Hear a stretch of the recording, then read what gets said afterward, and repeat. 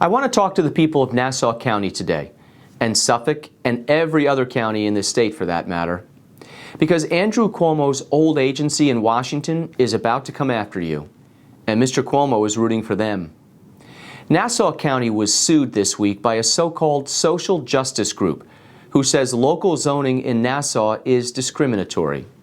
The same thing happened in Westchester a few years ago, which is the vehicle HUD used to interject itself into our communities with the long arm of Washington. Where most people of any ethnicity see sensible zoning policies, the HUD bureaucrats see discrimination. That's not only insulting, it's inaccurate. Local zoning doesn't say who can live in any given community. It says what can be built there in order to protect from overdevelopment. But Andrew Cuomo's old agency disagrees. HUD has declared that even quarter-acre zoning in Westchester may be exclusionary. Can you imagine that? Quarter-acre zoning in the fourth most diverse county in New York State? Now, I'm sorry, but where I come from, anyone can live anywhere they can afford to.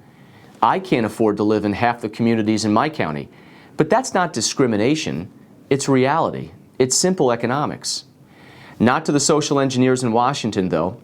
So they recently announced a radical fix that could forever change the nature of America's suburbs.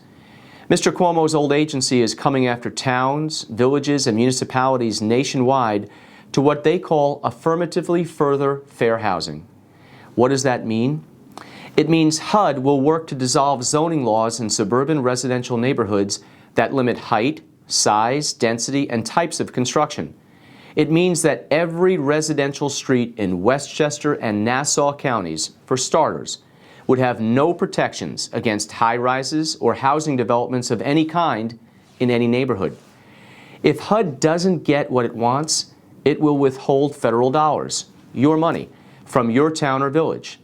Those dollars go to things like playgrounds, infrastructure, and how ironic, even affordable housing programs.